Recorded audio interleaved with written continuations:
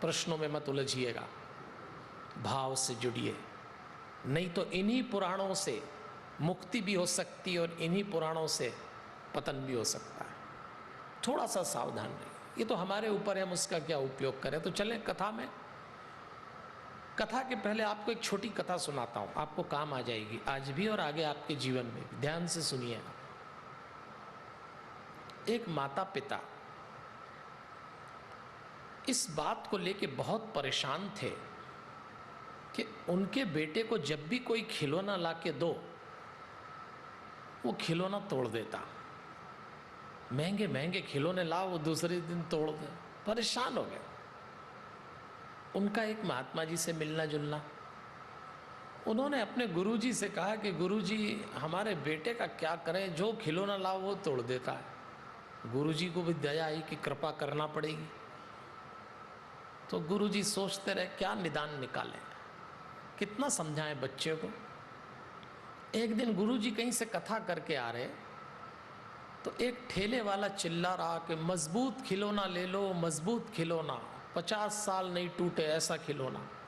अरे गुरुजी ने बोला कि अपने शिष्य बड़े परेशान हैं, खिलौना खरीद लो 50 साल नहीं टूटेगा। बस गुरुजी ने अपने वो जो शिष्य दंपत्ति थे उनसे कहा ये मजबूत खिलौना रखो, 50 साल नहीं टूटेगा। तुम्हारी समस्या ये कि बेटा दूसरे दिन तोड़ देता, अब ये उसको दे दो, तुम्हारी समस्या निपट गई। शिष्य दंपत्ति भी प्रसन्न हो गए, गुरुजी भी प्रसन्न। एक महीने बाद गुरुजी और उस शिष्य दंपत्ति से मिले। क्या हुआ तुम्हारा, सब ठीक हुआ? उनने कहा और मुसीबत हो गई गुरुजी, ये आपने कौन सा खिलौना ला दिया, समस्या तो कई और खड़ी हो गई। उन्होंने कहा अब क्या हुआ? बोले इतना मजबूत खिलौना है कि उस मजबूत खिलौने से उसने दूसरे खिलौने तोड़ना शुरू कर दिया। और खिलौने तोड़े तो तोड़े, अब तो कांच फोड़ रहा है और हम मना करें तो हमारा माथा भी फोड़ रहा है, इतना मजबूत खिलौना। अब बताओ आप, कभी कभी समाधान भी समस्या बन जाता है। हम लोगों ने अपने पुराणों के साथ, अपने शास्त्रों के साथ यही किया। एक ऐसा मजबूत खिलौना हाथ लग गया कि उससे कई खिलौने तोड़ दिए।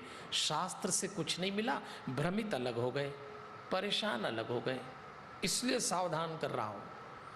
7 दिन शिव पुराण सुनना है तो इस भाव से सुनिए कि जीवन को तैयार करना है, जीवन को छिन्न भिन्न नहीं करना है इस शास्त्र से, क्योंकि अनेक प्रसंग ऐसे आएंगे। तो आइए आज पहले दिन कुछ बातें स्पष्ट कर लें। शिव पुराण की हमारी चर्चा का आधार 4 बातें होंगी। 4 बातों के आधार पे हम शिव पुराण सुनेंगे। हमारी चर्चा का पहला आधार होगा, इसमें भगवान के स्वरूप का वर्णन है, भगवान शंकर के। न सिर्फ स्वरूप का वर्णन है बल्कि उसका तात्विक विवेचन है। उसमें जो रहस्यमयी बातें हैं उसका उजागर किया है और शंकर जी की महिमा बताई है। तो पहली बात, उनके स्वरूप का इस तरह से वर्णन किया है कि उसमें रहस्य भी है, उसमें उपासना के ढंग भी है। हमारी चर्चा का दूसरा आधार, भगवान शंकर की उपासना के जो 3 तरीके बताए हैं उनका वर्णन है। वो है श्रवण, मनन और कीर्तन। इसका विस्तार से वर्णन है। हमारी चर्चा का तीसरा आधार है कि हमारी संस्कृति में 5 प्रमुख ग्रंथ हैं।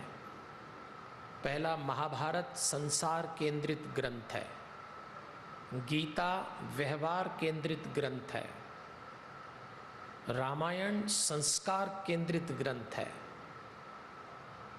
भागवत उद्धार केंद्रित ग्रंथ है और शिव पुराण परिवार केंद्रित ग्रंथ है। शिव पुराण की पूरी जो तैयारी है वो इस प्रकार है जैसे हमारा पारिवारिक जीवन ही बताया जा रहा है। तो 4 आधार हैं।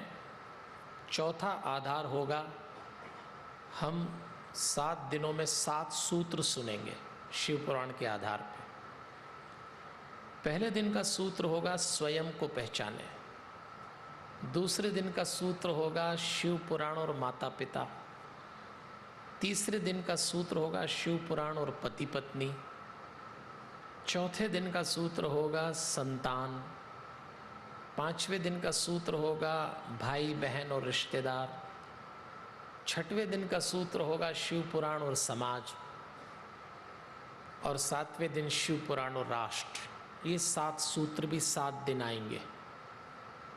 तो 4 आधार पे हम शिव पुराण सुनेंगे। आज का सूत्र है स्वयं को जानना। आज जो शिव पुराण के प्रसंग आएंगे उसमें ये गहराई है कि हम बाकी सबको जानते हैं, स्वयं को नहीं जानते हैं, क्योंकि स्वयं को जानने के लिए भीतर उतरना पड़ता है। और आज मनुष्य की तैयारी भीतर उतरने की बिल्कुल नहीं है। तो आज की जो प्रसंग है, और कितना सुंदर है कि अगर स्वयं को नहीं जानेंगे तो भगवान शिव को शायद नहीं पहचान पाएंगे। थोड़ा प्रयास करिए, हमारा होना क्या है, हम किस बात के लिए हैं? क्या हम केवल शरीर हैं? क्या केवल मन है? या इससे भी ऊपर आत्मा है? आप जितना अपनी आत्मा के निकट जाएंगे, आप अपने होने को पहचान जाएंगे।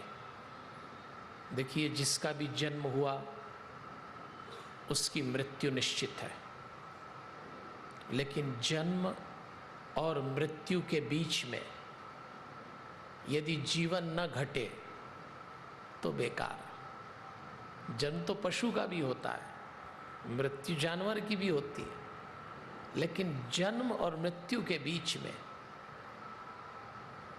जीवन केवल मनुष्य घटा सकता है। तो इस शिव पुराण को जब हम सुनना आरंभ करें, हमारी तैयारी ऐसी होना चाहिए कि हम अपने होने को जानें, अपने जीवन को जानें।